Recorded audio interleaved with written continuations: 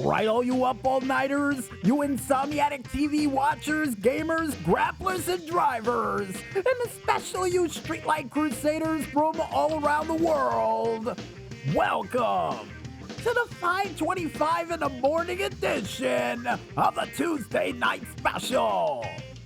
I am your insomniatic host from the East Coast, DJ Smokey, bringing the best from North, South, East, and West that the world of music, games, and wrestling has to offer, and seeing the fact that we are here to bring some streetlight shenanigans to your month of greatness, we might as well waste no time and explain to you guys what we got prepared for this very special late night, great night edition of the Tuesday Night Special. Because we kick things off with what happened during this week's edition of Monday Night Raw from Cleveland, Ohio. Yeah, the echo machine's still broken, and hopefully it's fixed for that part of the show. Also, besides that, we go into a very special Boy Genius edition of the Scene on TV. And no Carl in the Maestro, I don't think Dexter's Laboratory is on the plate for this week, so try another channel over.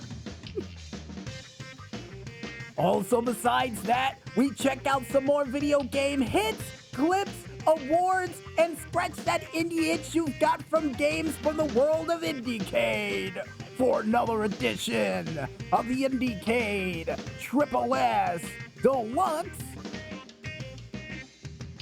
Then we find out what sort of crazy weather we can experience to kick off this month of greatness, and what sort of quote-unquote great outfit Dan the Weatherman Stu has to match it for another edition of the weather update. And apparently, according to Carl and the Maestro, it has something to do with peacock feathers. What? How did... You know, before I start asking questions about that, and I got plenty of them, finally, last but not least, and hopefully before Dan the Weatherman Stu turns this show into Project Runway, we wrap up this show yet another edition of the Indy Report, which is me giving you guys two news stories followed up by local content information from local artists performing in a local area live near you. I guess with that said, I might as well tell Carl and the Maestro to kick up the beats, crank out the tunes, and most importantly, make sure you figure out what sort of crazy outfit Dan the Weatherman Stu got up his sleeves, and if it's gonna leave a mess on these floors, cause it's time for us to bring some fun and delight on your street-lit, moonlit Tuesday night. Only here, right here, on the Tuesday Night Special. So let's get this streetlight show started, folks.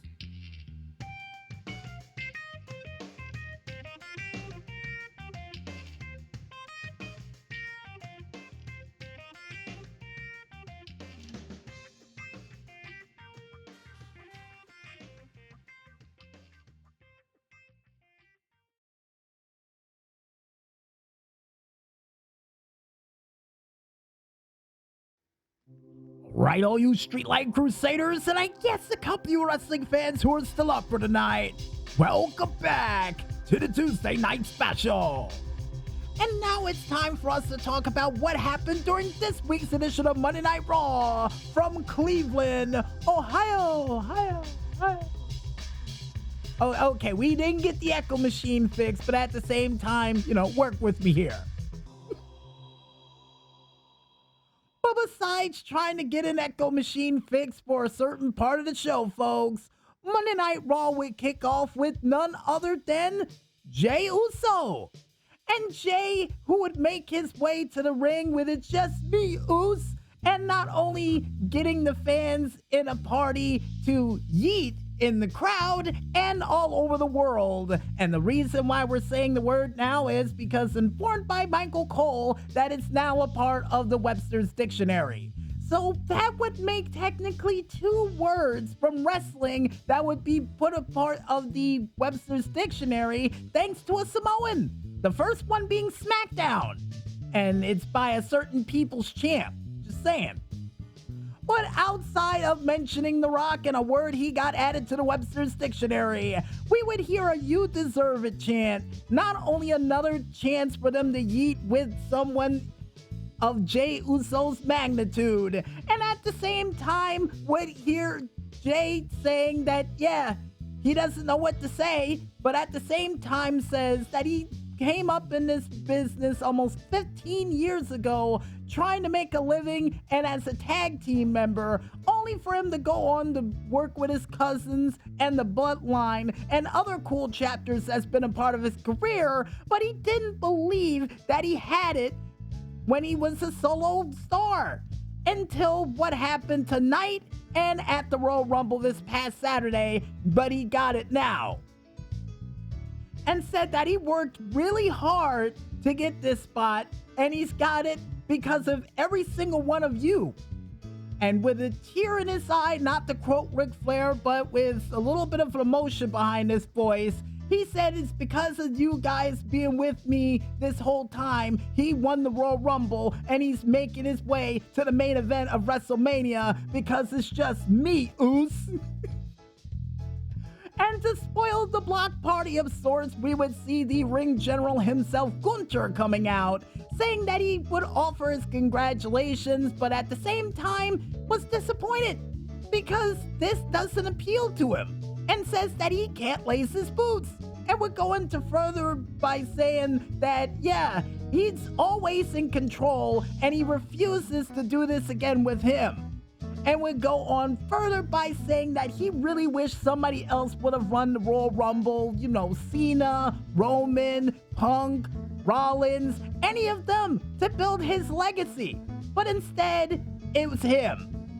And would say that he has everything to gain, but I'll have everything to lose if you pick him for this match. And if he does, he's gonna make his life hell, leading to one of the biggest displays of violence in this company's history if he picks him to fight at WrestleMania in the main event. Only for Jey to say that he's sick and tired of what he thinks and people think of what him being the Royal Rumble winner is, and thinking that he should better as a tag team wrestler than a solo wrestler. And he's going to SmackDown to talk to Cody, and whoever he chooses, he guarantees one thing, that he's walking out of WrestleMania as champion. And a little factoid by Michael Cole that we would see none other than Jey Uso becoming the fourth member of the Anoa'i family to win the Royal Rumble match. Not only seeing Yokozuna, seeing The Rock and others, as well as Jey Uso and Roman Reigns winning that said event. And the reason why we added Roman Reigns last is because, yeah, Roman Reigns got hurt last night due to the actions of one Seth Rollins. But we'll cover that in just a moment because we got a match to cover first, which is none other than Penta going one-on-one against Ludwig Kaiser. And Kaiser, after getting embarrassed after being eliminated after 6 seconds being a part of the Royal Rumble match, thinking he could get one over on Penta, would get embarrassed again tonight. Because not only he would get thrown outside the ring, even though he would be able to pull an apron Death Valley driver and even a short arm clothesline and even elbows to the back of the head for a near fall, he would still receive the wrath of a backstabber out of the corner by Penta for a near fall. Even a boot and a headstand kick during this match, still for a near fall. For a Kaiser rolling senton to take place that led to a near fall, for Kaiser to get caught slipping, because he would end up getting countered directly into the sacrifice, leaving him victim to the Penta driver, for Penta to still be undefeated via pinfall. Only for Jackie to get inside the ring and try to ask what's next for him, for Pete Dunne to come out for no reason whatsoever, probably pissed off about the fact that he got embarrassed by Penta, and then for Ludwig Kaiser to prove that yes, he is a very sore loser, and attack Penta from behind, and even hit him with a hammerlock DDT, all to the, I guess, somewhat of approval to the Bruiserweight. Right. So what, is he a part of Imperium now too, or what's going on? But before we get answers to that, Finn, backstage, wants answers about what happened after he had to recover from a street fight. Because he says, last week, I was gone and everything's fallen to pieces. You stole my tag team partner and my opportunity and got my partner hurt. So next time, maybe if you want to take control of the Judgment Day, you might need a babysitter to do that. Only for Dominic Mysterio to remind him, or more or less Liv Morgan to remind him that, yeah, thanks to Dominic, you're going to have a match inside, or a qualifying match for the Chamber, just like I have one. And we're going to eventually have a shot at the Women's Tag Team Championships. And from now on, we're going to listen to you so we could win. And Finn would go to confirmation from Dominic, and he would say, yeah, I did that, because we're family. Only for Carlito to ask, what did you get me? And then for Dominic to say, I got you the apple. Right. But after that little bit of clearing of the air, next thing you know, the air would get rare with none other than Charlotte Flair. I didn't do that on purpose, but hey, I might be a poet and I don't know it. But either way you look at it, folks, Charlotte would make her way down to the ring with pyrotechnics and mixed reactions from the fans and would say, hi, Cleveland, and would explain that she missed them. Whether you boo me or cheer me, I still love you guys. And would say that the last year and a half broke her mentally and physically and didn't think if she was going to make it to the Royal Rumble, hell, let alone WrestleMania after what happened. Only for the fans still to boo. And she would say that, yeah, she's the greatest in this industry, so boo me now. And would go on further by saying that this is her passion, this is what she wants to do and to be the best at. And after Saturday, I proved it by punching my ticket to WrestleMania, only to get interrupted by Rhea Ripley. And Rhea would say that this is my show.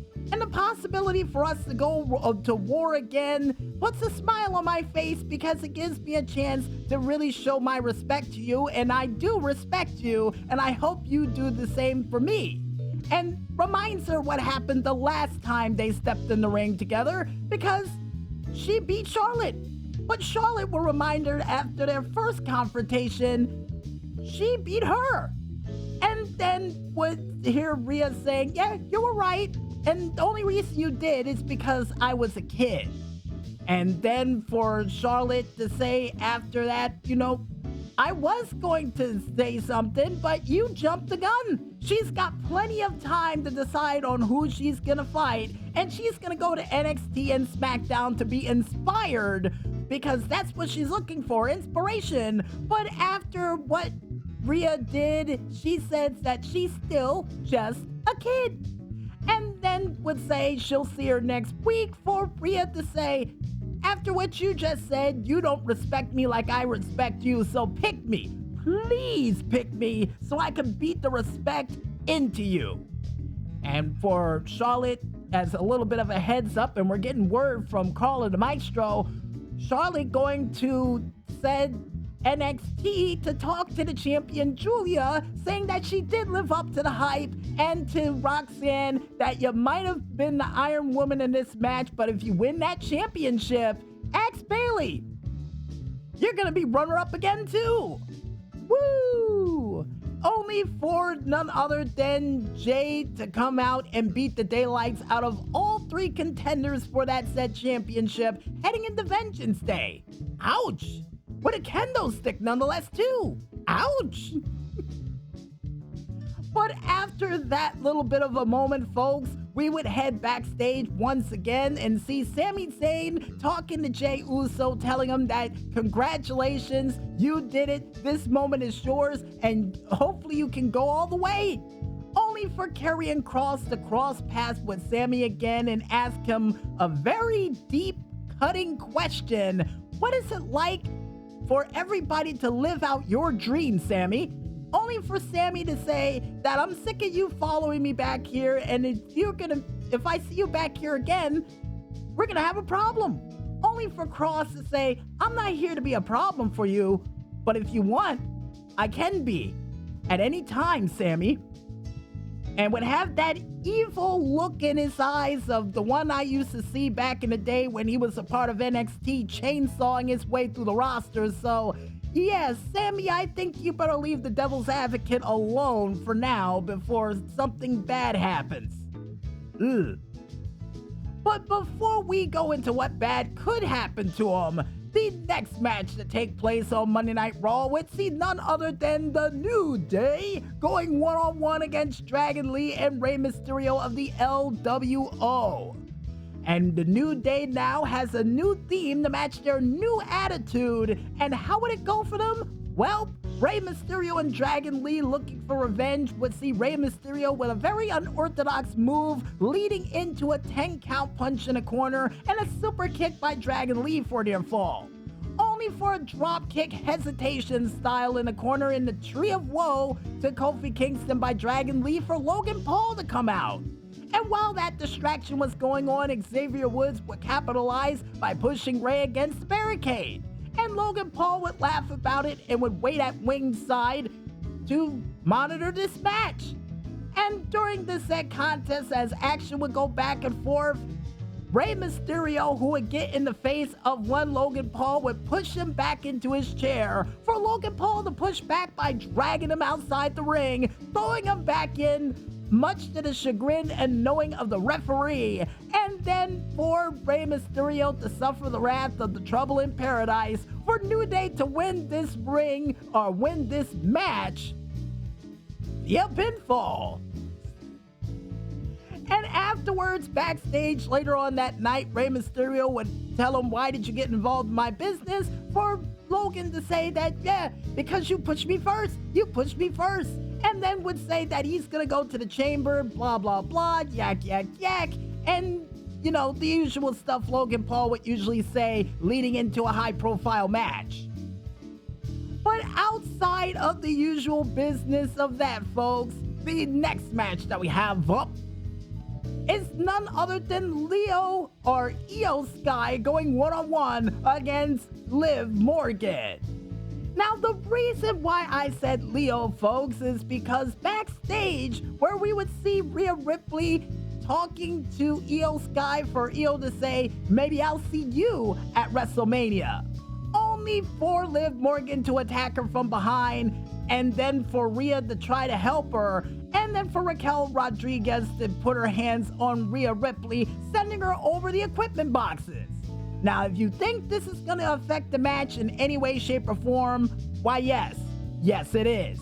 Because despite Io Sky pulling off a beautiful victory roll stomp for near fall, even countering the code breaker, or more or less getting code breakered out of mid-air for near fall, and pulling off the Bullet Train and Rana combination for over the moonsault to get countered and see her come back with a German suplex, Rhea Ripley would come out and immediately change the course of history for Io by not only putting her hands on Raquel and beating the daylights out of her, for Liv to grab her and for Rhea to swing at Liv, causing a disqualification, and for Rhea Ripley to cost Io the chance to go inside of the chamber via disqualification.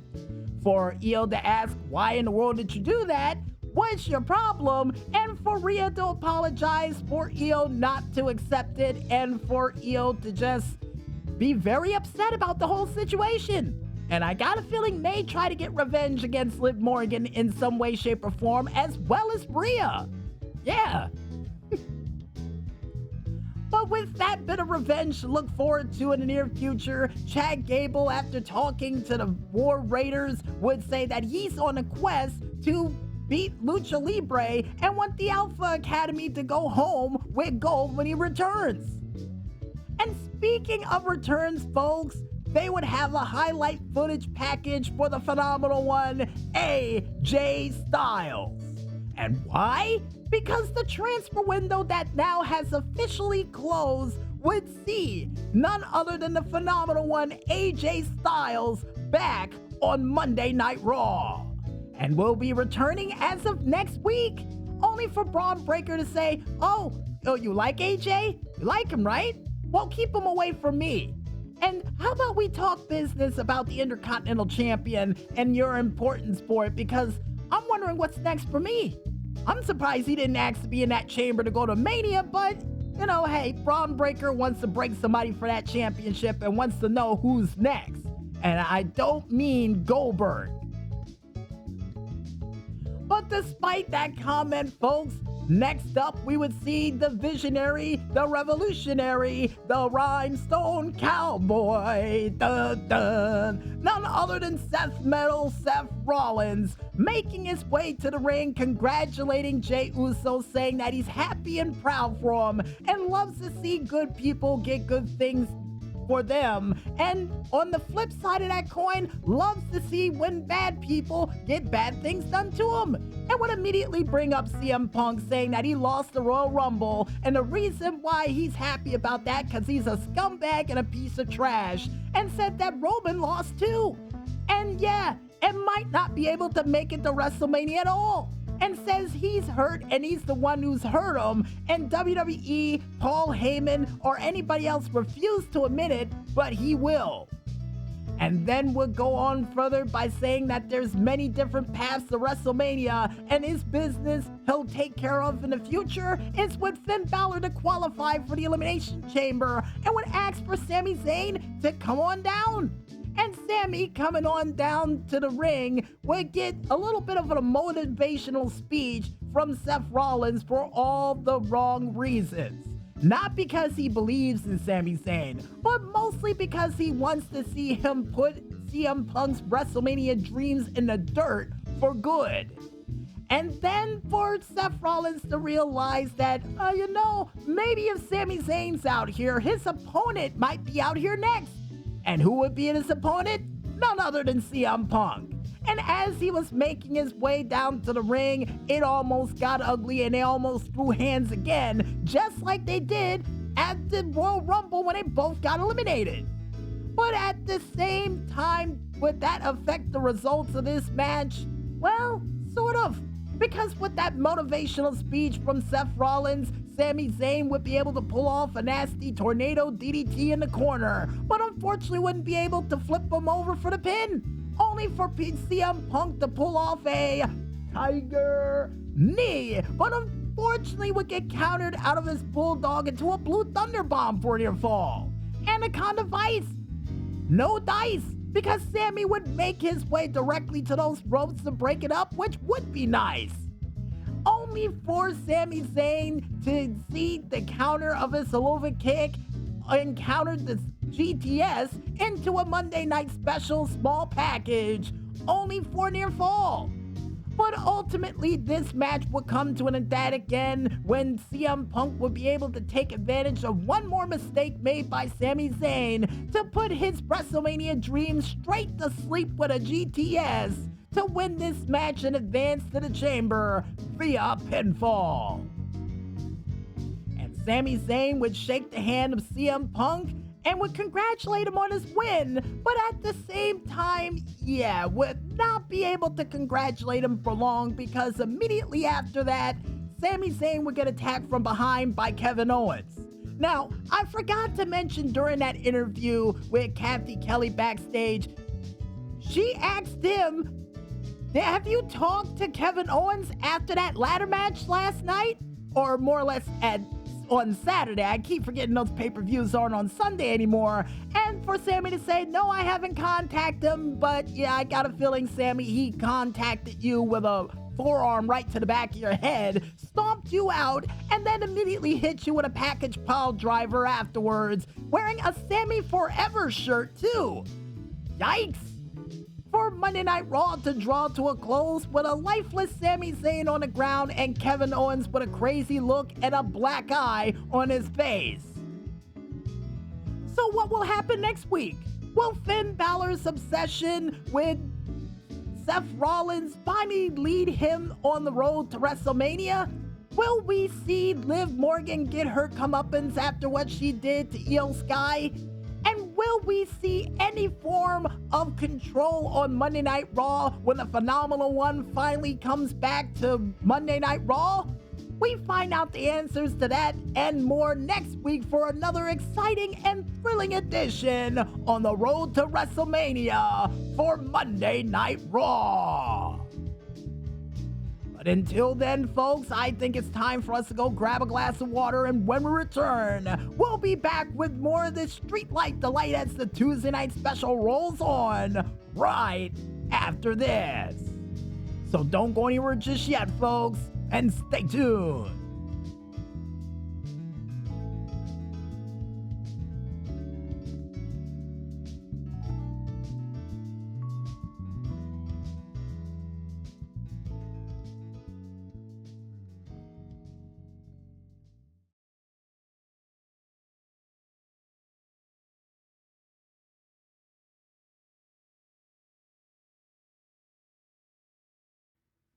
Alright, all you Insomniatic TV channel surfers out there tonight, welcome back to the Tuesday Night Special. And now it's time for us to go into another edition of the As Seen on TV. And to kick off this month of greatness and Carla the Maestro coming up with this theme not even 5 minutes before the show, known as the Screen to Screen, which is the big screen straight to the little screen. And the first show we have up to kick off this Screen to Screen series for the month of greatness, none other than Jimmy Neutron, Boy Genius, or The Adventures of Jimmy Neutron, according to Carl and the Maestro. All right, we'll take it. And the meat and potatoes for this said show features none other than James Isaac Neutron, better known as Jimmy Neutron, who tries to live in the small town of Retroville while coming up with different forms of crazy inventions that helps or hinders everybody's lives in that town. And with those meat and potatoes out of the way, folks, what did I love about this said show? Well, right off the bat, the fact that this show has possibly one of the coolest theme songs I've heard to date that was written by none other than Brian Cassie, or Cassie, according to Carl and the Maestro. And also, another thing that I loved about this show would have to be the cast that would be featured during it, which would see none other than Debbie Derryberry playing James Isaac Neutron for 59 episodes of Jimmy Neutron, and would even be featured during the said movie of Jimmy Neutron. And also, on top of all of that, would even be Coco Bandicoot, a part of Crash Bandicoot, The Wrath of Cortex, and even seeing her as the Aliens and the Pizza Planet announcer from the 95 film of Toy Story. Never knew that. And on top of all of that, folks, she would also be featured as Maureen Murphy and Bridget, a part of 44 episodes of F is for Family.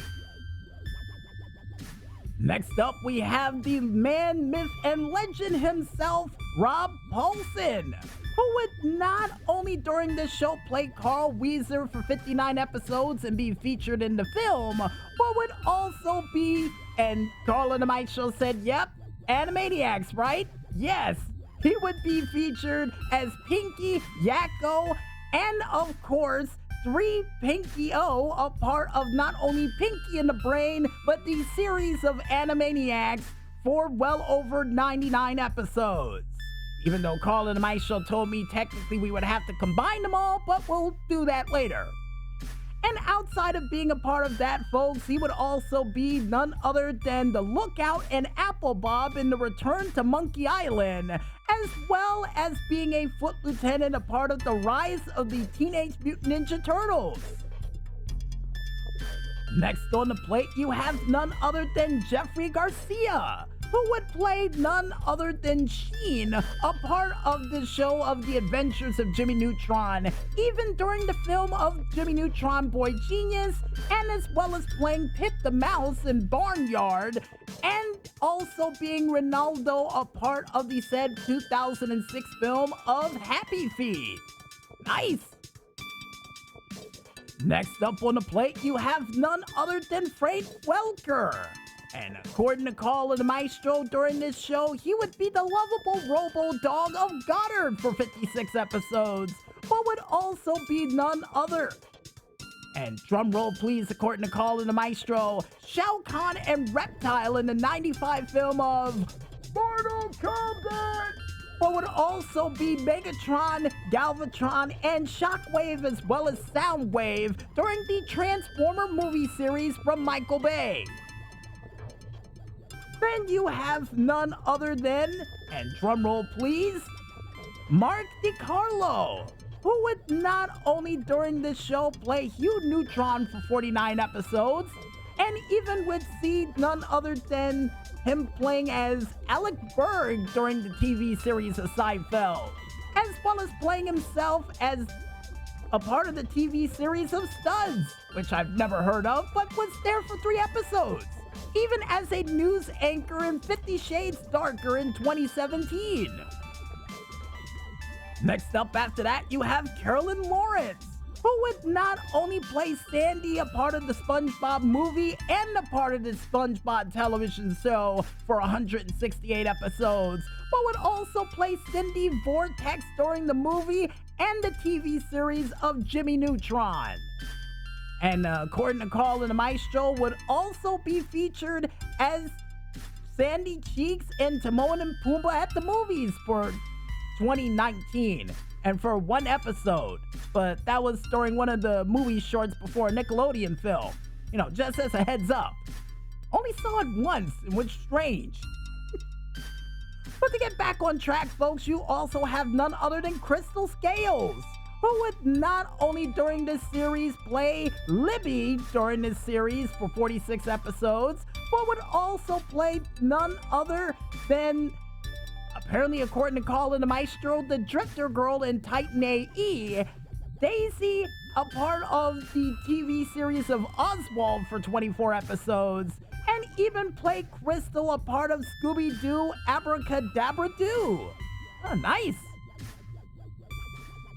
Next up on the plate, you have none other than Megan Canova. And hopefully we said that name right, because she would play Itzy, a part of Dracula Dead and Loving It, and would even play Marla Hooch, the second base woman, a part of A League of Their Own, starring Tom Hanks, and even would play Mom and Vox during Jimmy Neutron Boy Genius, and as well as playing Broomhilda, a part of Robin Hood Men in Tights in 93. Then you have the legendary Bill West, who would not only play Philip J. Fry and Dr. Zoidberg, a part of 148 episodes of Futurama, but would play Bugs Bunny and Elmer Fudd in the original Space Jam in 96, a Ninja Cat in Cats and Dogs in 2001, and would even play Stimpy and Ren, a part of 54 episodes of the Ren and Stimpy show. Not bad.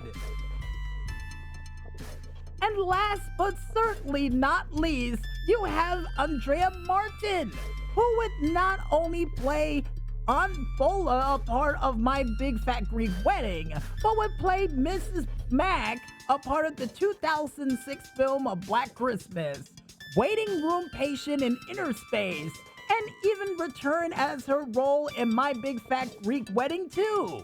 Not bad.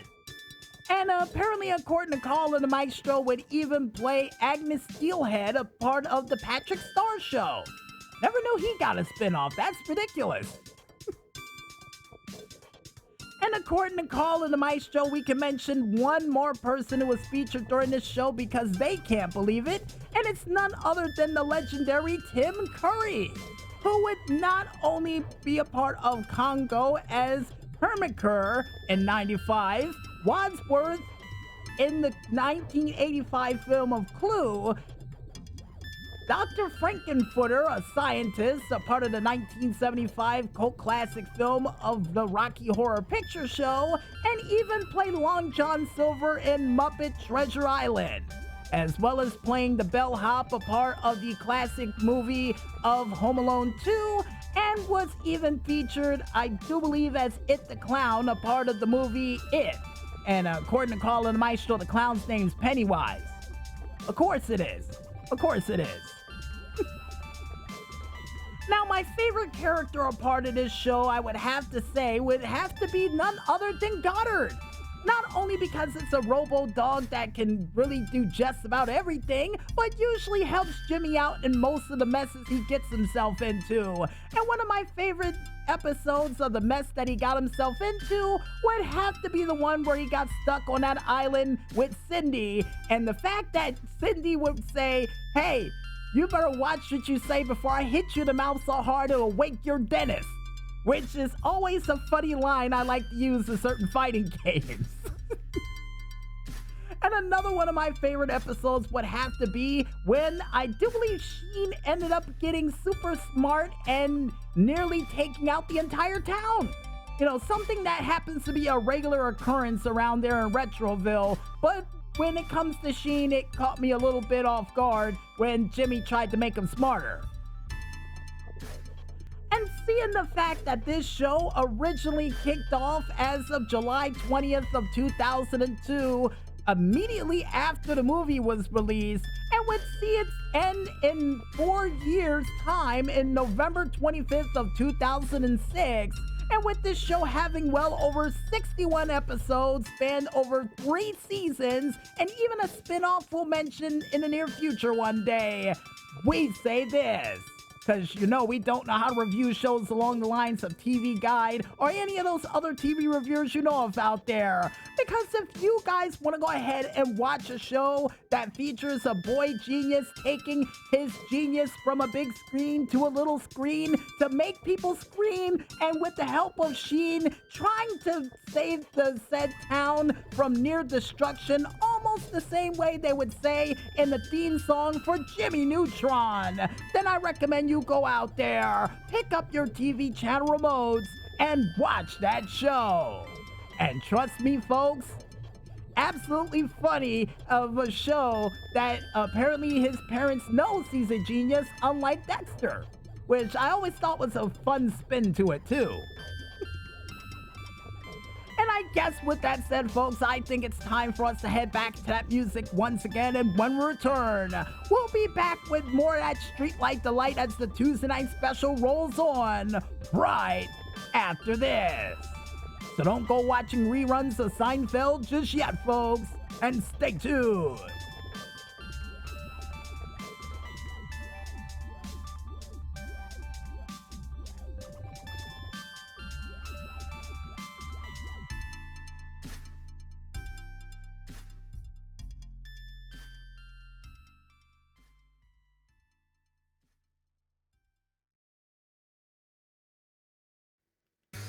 And we're back with the Insomniatic Show with cool facts about cool shows we mentioned during this very show, only known as the Tuesday Night Special. And the cool fact that Carl and the Maestro wanted me to bring to you guys and gals and Streetlight Crusaders out there attention is apparently the girl who played Cindy Vortex, a part of the show of Jimmy Neutron Boy Genius, would be none other than Ashley Graham. Yeah, she would play Ashley Graham, a part of Resident Evil 4. And Carl and the Maestro had to remind me again that would be the same girl I would feed to a giant ogre to avoid getting smashed and killed. But at the same time, and I told you this before, if it was up to you, you would probably do the same thing too. You know, I'm not getting crushed by no giant. But besides bringing up my video game past, folks, I think it's time for us to bring up some cool video game hits, clips, awards, and scratch that indie itch you've all got from the world of IndieCade for another edition of the IndieCade Triple S Deluxe. And we kick things off with the art wall. And the art wall picture we have up comes from the developers Operation Breadcrumbs with their said artwork from the video game of Bed and Breakfast. Or Bed and Beakfast? It really says Bed and Beakfast. And this game, the screenshot or artwork that they provided for this week, shows our bird-like friend talking to a squirrel, trying to figure out what in the world happened here. Because apparently the cookware is covered in caution tape, and the dishes are piled up, and apparently there's a mess on the kitchen table as well, too. And this, for some strange reason, reminds me of a Pie-Mation short of them trying to figure out who in the world took out the birdhouses. And a little hint of Woody Woodpecker, because I got a feeling the bird was the one who did it. But besides placing blame on this said local crime scene, or I guess work in progress, here's hoping in the near future that you can somehow hire a toucan to help you out and to solve the crime. Because for some strange reason, I got a feeling the toucan's going to be the one to help you get the job done. And Carl and my show said it doesn't matter what bird it is as long as it gets the job done. Alright? Well then, maybe an owl. And they're saying that it won't be solved during the day if it's an owl. Owls come out during the day. I saw one. But before I get in a bird or an avian argument with Carl and Maestro, we now make our way on over to the Screenshot Saturday Showcase, or more or less the sound wall. See what you did? We make our way on over towards the sound wall.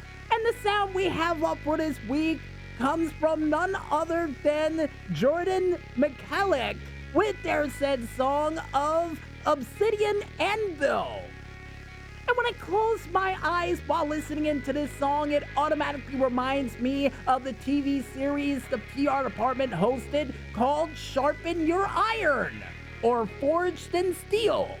And the reason why in the world it reminds me of that, folks, is because for those who've never seen the show before, here's the premise. You can get well over $250,000 if you make it to the end of an obstacle course that is colder than all hell. I don't know why in the world they thought it was a great idea to have an obstacle course made of steel where you have to actually do the whole monkey bars thing that you would do at a playground in a cold environment with ice water below you. Let's just say trying to participate in that show during winters like these, yeah, you know the reason why in the world that show got canceled. Mostly because of pneumonia. Yeah, that would be the reason why. That and hypothermia. Well, with two people. But, yeah, apparently they said one because the other person got out in enough time. Of course they did. But besides the pneumonia incident given to us by the PR department and their crazy ideas for cool shows in more ways than one, we now make our way on over to the Screenshot Saturday Showcase. And the Screenshot Saturday Showcase picture we have up for this week comes from the developers Ganymede Games with their said game of Dark Sky. And the screenshot that they provided for this week shows a wonderful town overlooking a giant oversized lake or ocean on the right-hand side of the screen, surrounded by rocks, and would even show the town closed off by a giant oversized gate, and even with a couple of small communities in there surrounding what appears to be a giant oversized statue in the center of town. Well, not dead center, but close enough. And by the looks of it, right next to the statue, looks like some form of laboratory. Now, this automatically reminds me of, I would have to say Titan AE for some strange reason. That really does look like a town that would be featured during it. So here's hoping in the near future that whatever sort of scientist lab that is in this town can help fix this mess. Because I got a feeling whatever problems they have is probably lurking out in that forest off in the far left or in the ocean to the far right corner of the screen. That might involve some giant oversized Markland beasts they may have to fight. And Carl and Maestro don't believe it, but I do. I do. And with that said, folks, we now make our way into a couple of games that won awards from the Cade Festival of Games for this year. And the next award we have up comes from none other than Ralph D'Amico with their said game of The Zone that won the Tabletop Design Award. Next award we have up after that is the Performance Award by Little Guardsmen by Hilltop Studios. Then the Narrative Award from No Case Should Remain Unsolved by Somi. For the Impact Award, you have Slasher U, an 18-plus horror movie dating sim Act 1 by Andy Senataga. Then from none other than Local Thunk with their said game of Balatro that would win the Mike Sellers Systematic Design Award. Not bad. And finally, last but certainly not least, the Developer's Choice Award goes to none other than Out of Hands by Game River. And with that said, folks, we now make our way on over to those indie games to scratch that indie itch you've got at home. And the first game that we have up comes from none other than Archie R6 with their said game of Now You See Me. From the developers Nikon Games with their said game of the VN Bible Project. QSTO with their said game of QST Potion Prototype. Entwick with their said game of Gamble. James Tall with their game of Sail Boy 2024. And finally, last but not least, from the developers Corby with their said game of Beat Mania. And no, it doesn't involve the Beatles or the beats from Doug Funny. It's actual beats that you eat. And according to Carl and my show, we can mention one more game, and we decided to go with none other than Animatrix Studios, nice developer name by the way, with their said game of Ninja Run. And if you guys want to go ahead and check out any other cool games that are still out there in the said itch world so you can scratch that indie itch you've got at home from those indie games, then you can go ahead and head on over to the itch.io page of one man only known as itch.io under the games section to check out all of these cool games for yourselves. And trust me folks, you may be there for a while because there's a million of them. It really is. And if you also want to go ahead and check out any other cool games, a part of the Art Wall, Sound Wall, Screenshot Saturday Showcase, or even the award winners for this year, and even have your games featured over there as well, then you can go ahead and head on over to the IndyCade.tumblr page of one man only known as IndyCade.tumblr.com, or head on over to their Facebook page known as IndyCade, or even their Twitter, Flickr, YouTube, Instagram, Discord, screenshot page of whatever the world calling to my show is uttering over in the corner and saying that it's their Steam Machine and SoundCloud pages are still all named the same, just like their website, which is critically acclaimed, only known as, you guessed it folks, IndyCade. I guess with that said, I think it's time for us to head back to that music and continue to listen into these diamonds in the rough as we try to turn your Tuesday night into a Friday night. Only here, right here, on the Tuesday Night Special. So don't head to those fridges for those post or pre-midnight snacks just yet, folks, and stay tuned.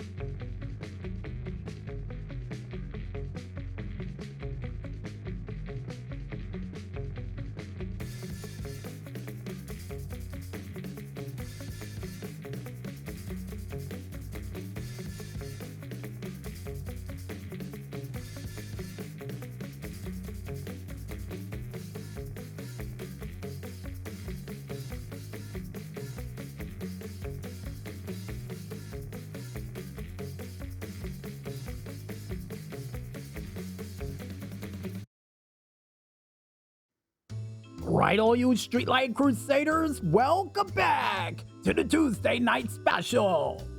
And according to Carl and the Mike Show, a couple of those award winners we announced were a couple of repeats due to the fact that they jumbled up the order during the IndyCade page. But at the same time, it never hurts to mention an award winner more than once. And secondly, by next week, we should be mentioning a couple of the night game winners that were featured during the said IndyCade awards as well too. So yeah, should be fun. But besides stalling for time, even though we've already stalled for about 2 to 3 hours over than we should have, making his way up the stairs, looking like a giant oversized representative of the MPC Peacock. None other than Dan the Weatherman Stu, here to bring us the 5-day weather forecast for this week. The microphone is all yours, Dan the Weatherman Stu, and please, for the love of all that is holy, put that coat somewhere before you poke someone's eyes out. And the second I say it, man, and the second I say it.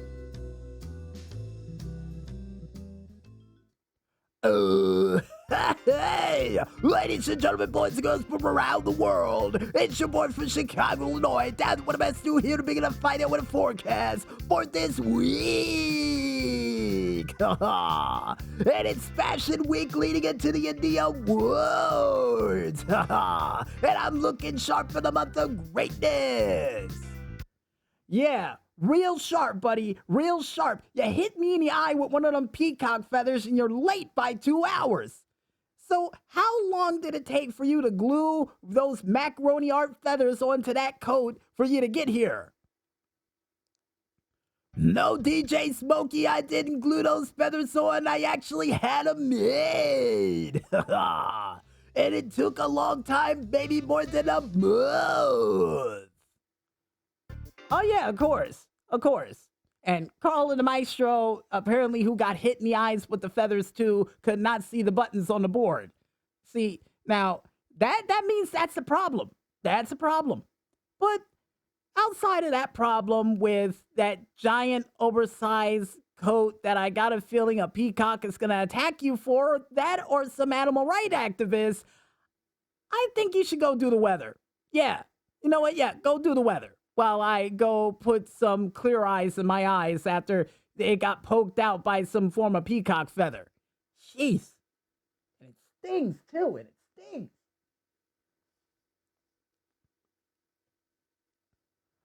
All right.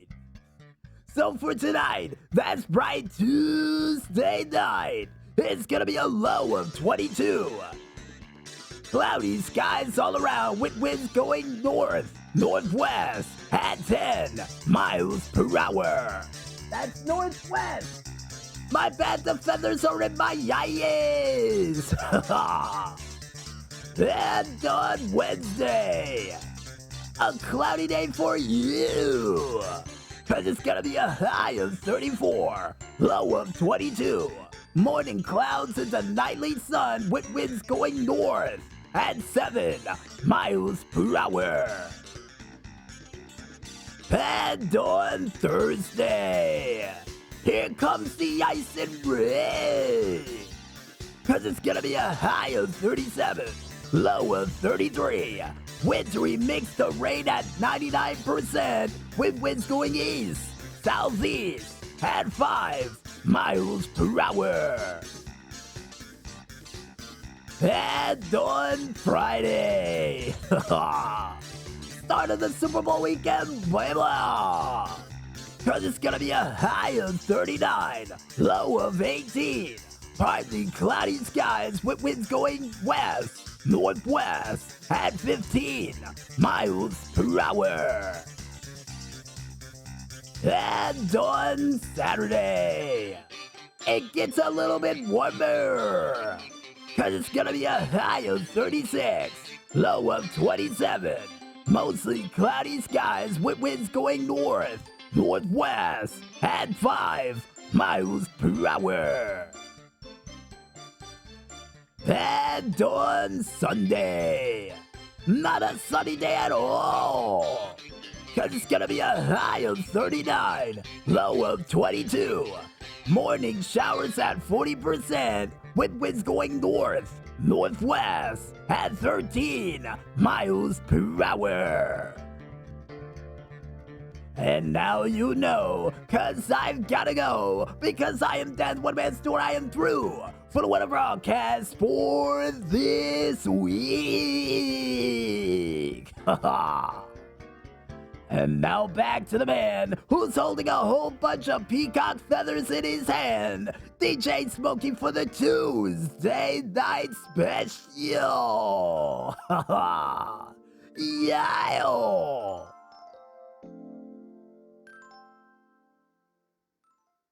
Dan the Weatherman Stu, I never thought I would say this, but, next time you come into Music Village headquarters wearing that coat, I'm gonna have to tell you to go because my eye is still watering from those peacock feathers that you have. And secondly, Carl and the Mike Show couldn't see the buttons, and the PR department over in the corner has peacock feathers in their ears, and one of them got one in their nose, and apparently they were allergic, so they had to leave. I didn't know my coat was gonna be that popular. Don't worry, by next week I'll have something better. DJ Smokey, see you then. Dad, what am I do out? Hey, what do you mean you're gonna have something better? You better make sure you don't come in here wearing that coat. And he's gone. And he left a whole trail of peacock feathers with him.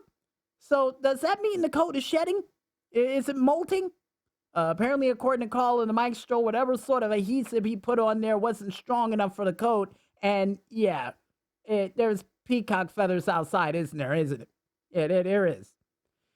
Well, while I go get the broom to clean up this mess outside of Music Village headquarters and take a little aspirin to prevent myself from screaming out loud, I think it's time for us to head back into those musical tunes, and when we return, we'll be back with another edition of the Indy Report right after this. So don't get caught sweeping in the middle of the night just yet, folks, and stay tuned.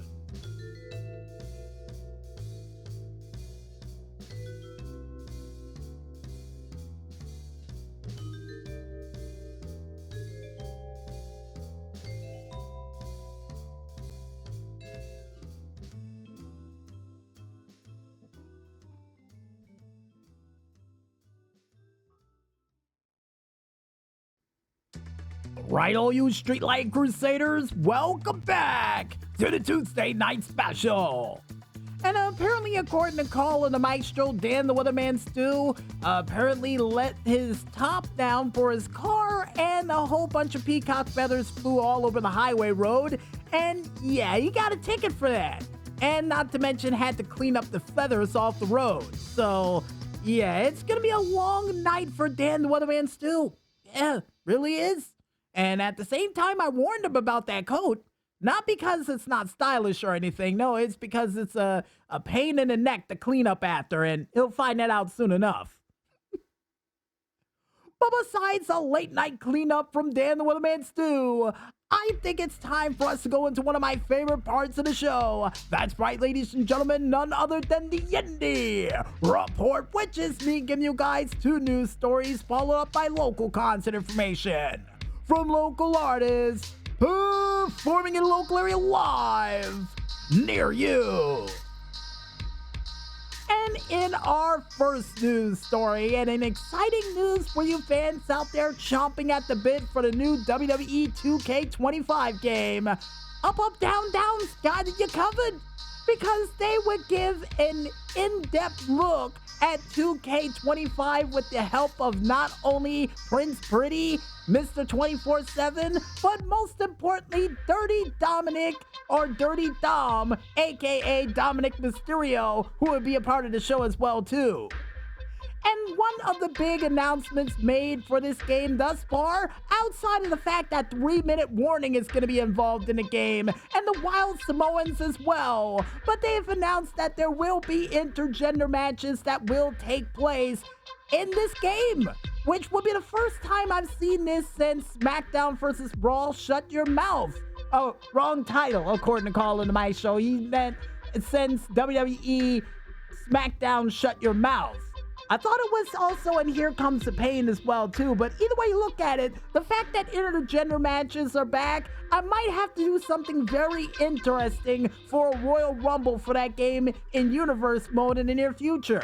And here's hoping for some good news for Universe Mode in the near future too, from Up Up Down Down with the first look. And if you guys want to go ahead and check out this first look at WWE 2K25 from the world of Up Up Down Down, then you can head on over to the YouTube page of one man only known as Up Up Down Down to check it out for yourselves. And as a bit of a heads up, this game will be available as of March 14th of 2025. But for those who decide to get the Dead Man or the Bloodline edition, you can get it 7 days early, a part of this said game that will be released. And apparently, according to Carl the Maestro, for you spooky fans out there, you can also get the Wyatt 6 if you pre-order the game. Yikes. And in other news, and speaking of spooky news, for you fans out there wondering what sort of Rube Goldberg-like horror is coming to the world of Final Destination for their new film, well, this week they will finally release a trailer with the first kill that would be featured for it. And after checking out the trailer, yeah, I got a feeling that's just the tip of the iceberg of the extreme ways people are gonna die in this game. Or movie. Apparently, according to Colin and my show, it's not a game, but the man who would call it a game, who would be the mortician during this, will be featured during it. Yes, that's right, folks. Tony Todd will be featured during this said film, posthumous. Not bad. And with that said, folks, if you guys want to go ahead and check out the cool trailer for this said film that will feature Tony Todd and possibly one of his last movie roles that he would be featured a part of, then you can go ahead and head on over to the Twitter page of one man only known as WB Pictures to check it out for yourselves. And as a bit of a heads up, this movie will come out as of May 16th of 2025. And with those news stories out of the way, folks, we now head directly into the concert information. And the first concert we have up for February 5th of the Wednesday variety is The Whites, who's going to be performing at the Laguna Bob in South Padre Island, Texas. At 12 p.m., The Castaways is going to be performing at the Laguna Bob in South Padre Island, Texas. At 3 p.m., Trevor Finley is going to be performing at the Bootleggers Inn in Nashville, Tennessee. At 6 p.m., Rock Island is going to be performing at the Laguna Bob in South Padre Island, Texas. At 6 p.m., John Starr. Nice band name, by the way, and a cool jacket, because you can see him performing at the Bayside Restaurant in Newport Beach, California. At 6 p.m., no, but seriously, that is an awesome jacket, and I like those circular sunglasses, too. Looks good on him. But besides admiring someone's cool jacket with a cool logo on it, the next band that we have up is none other than John Heltzer, who's going to be performing at the Little Bar Restaurant in Goodland, Florida. At 6:30 p.m., Jamie Intenza is going to be performing at the Red Brick Tavern in Conroe, Texas. At 7 p.m., Jack Anderson is going to be performing at the Nolan's Pub in Safety Harbor, Florida. At 7:30 p.m., and to finally wrap things up for Wednesday night, you can see Arkansas, who's going to be performing at the Poor House Music Hall in Raleigh, North Carolina at 8 p.m. And on Thursday, February 6th, you can see these following bands performing in the local area near you live.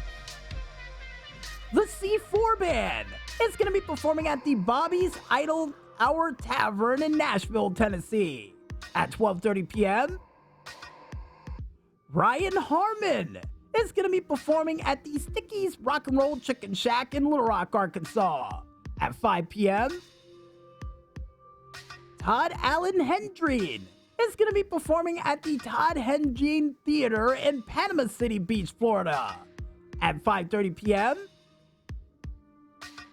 I Set My Friends on Fire with Enthronement, Bleeding Truth, EMS, and one other band yet to be announced is all going to be performing at the Rev Room in Little Rock, Arkansas at 6 p.m.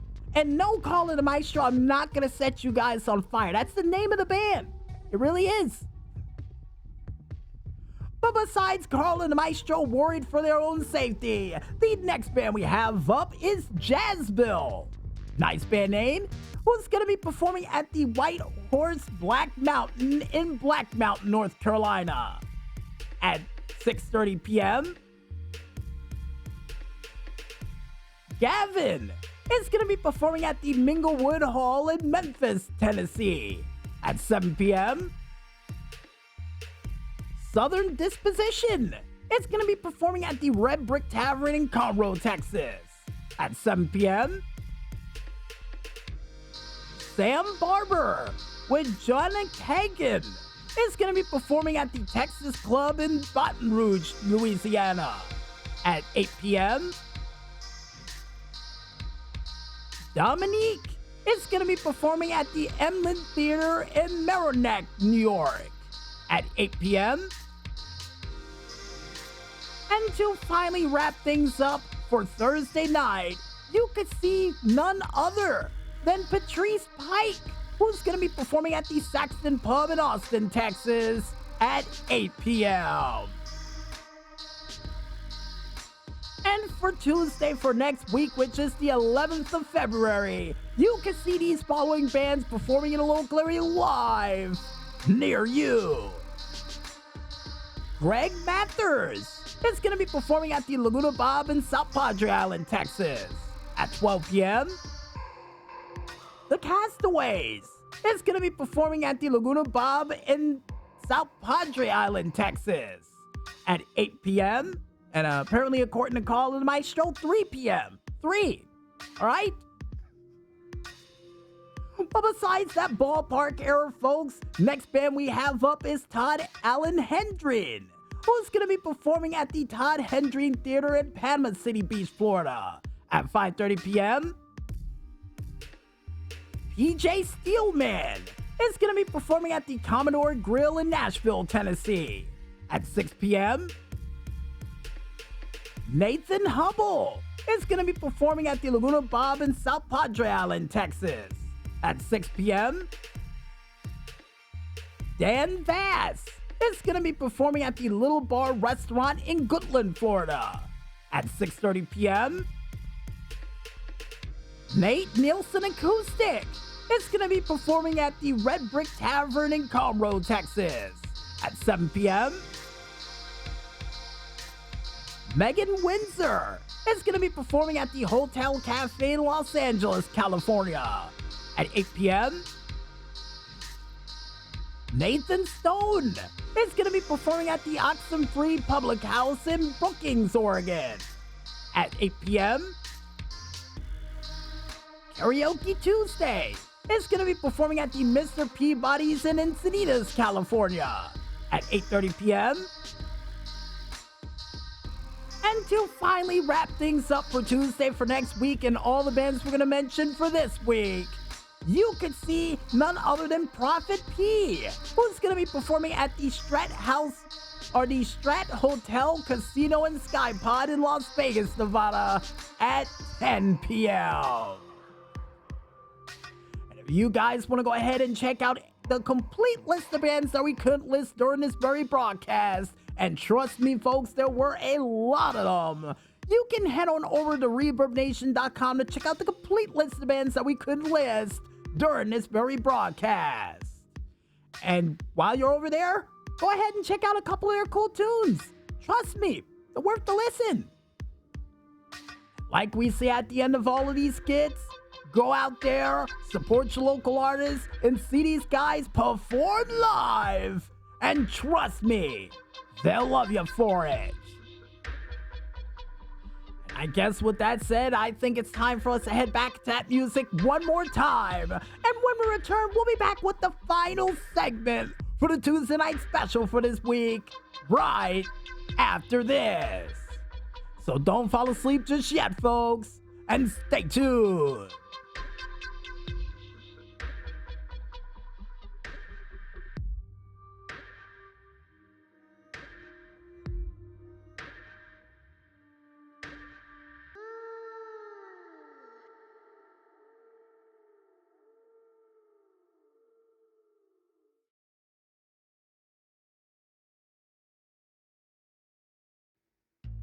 Well, for all you Streetlight Crusaders, seeing the fact that the Streetlight Crusading oil is just about out and it's time for us to get out of here to get some more for next week's show, we might as well bring the Tuesday night special for this week to an emphatic close.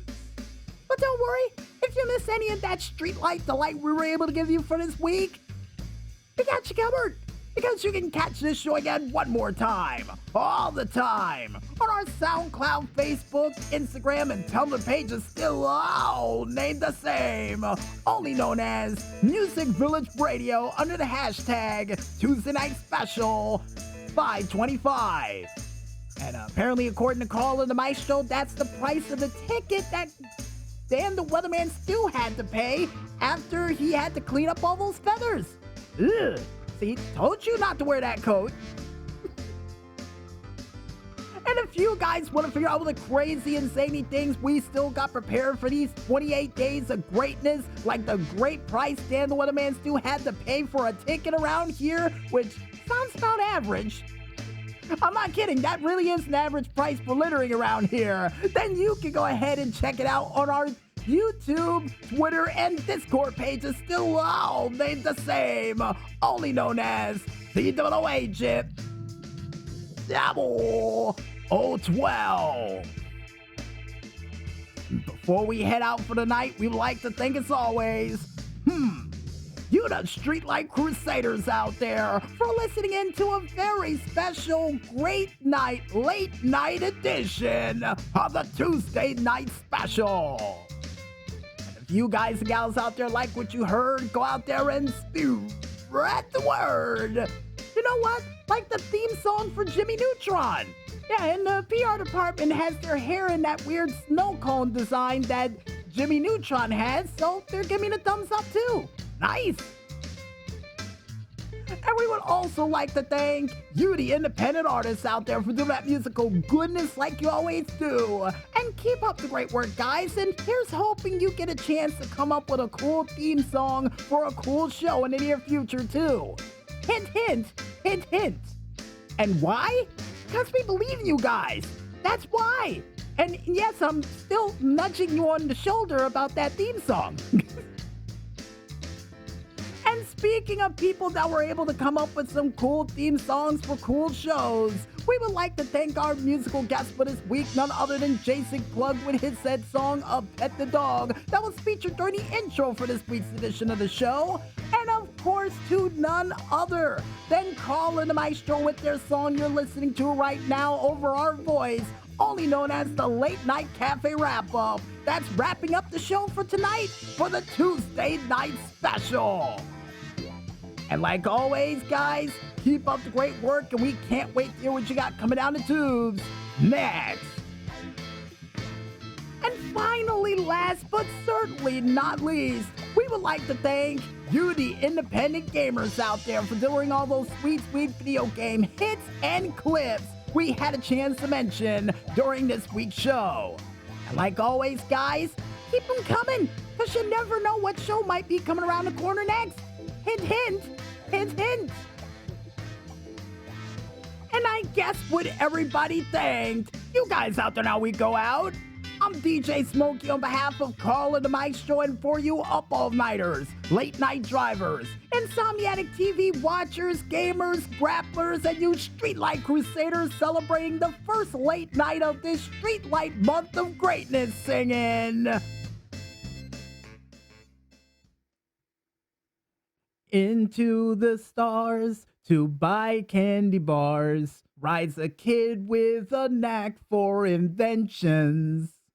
With a superpowered mind, a mechanical canine, he rescues the day from sure destruction.